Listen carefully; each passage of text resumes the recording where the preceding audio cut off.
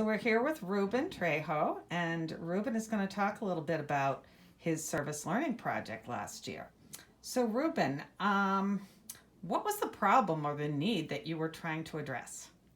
Last year, I addressed the lack of voting or civic engagement that inner city Americans have. So, if you live in a low income or more urban community, you're less likely to vote in primaries and general elections than someone who does not vote in that type of community. And what got you interested in this, and what research did you do in order to figure out the project that you eventually got to? Who did you go to for ideas? So, what sparked my interest was sort of the election a few years ago now. Um, they were analyzing voting demographics and they were breaking it down by race, gender, income, education. And a reoccurring theme was the fact that women, low income, and people of color voted in smaller numbers than what they could have. And that sort of made me think of why that's happening and why we don't participate in elections, because if we don't participate, then the people that we elect aren't as reflective of their communities. Um, so I reached out to Ken from City Hall. I did my research.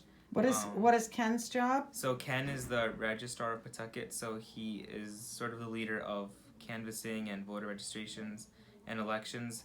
So his main job is to facilitate elections, communicate results to the state, and he's just like the guy that you go to for anything. How did you find out about Ken McGill? So I spoke with my advisor Stacy, and she told me to reach out to Ken, and speak with him on my ideas and on what I wanted to do in my project.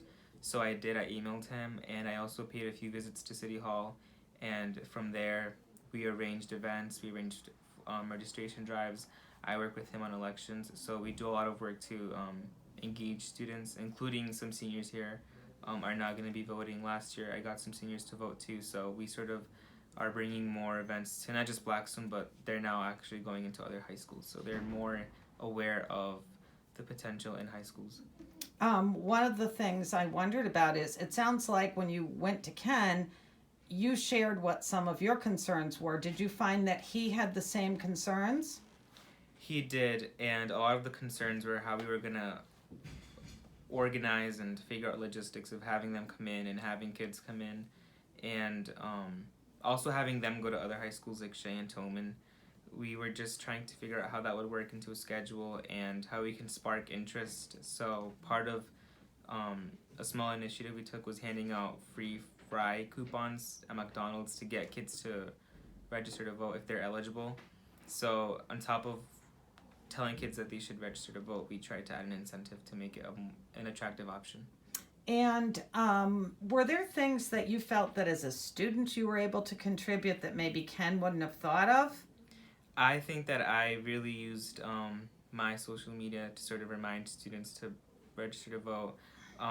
Also, doing things like the Fry thing and reaching out to different high schools. I sort of worked with Ken is sort of an older guy, so I sort of helped him I filled him in on some things that might work that he probably wouldn't have thought of in the first place. And I think that it worked well because now he's going into different high schools, and now we have more kids engaged in not just voting but also working in the polls. So I think that it really helped fill him in some of different resources he wasn't aware of. So, were there any things that you did to try to figure out, hey, are we being successful at all? Or did you look at sort of some results of your efforts? Yeah, so we sort of counted how many students we've registered to vote that are new. And we've also sent out different flyers to different high schools and other community centers, like gated communities that are affordable housing.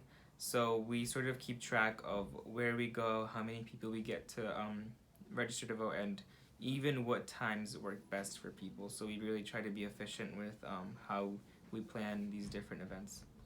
It sounds like you're still doing some of this work, so obviously that's you've certainly, this wasn't just a project for you. It sounds Yeah. like it became something you've done for you continue to be involved in. What advice would you give to any student at Blackstone that's just starting to think about a service learning project? Um, the first step is sort of go with something that genuinely interests you. So that's what I did. I sort of was interested in politics and how public service works.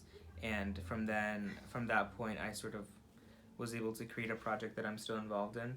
So think of what interests or causes you really feel like you could really see yourself participating in without feeling like it's a burden or something boring. And I would also really recommend learning how to communicate through email in a sort of more professional way, if that makes sense.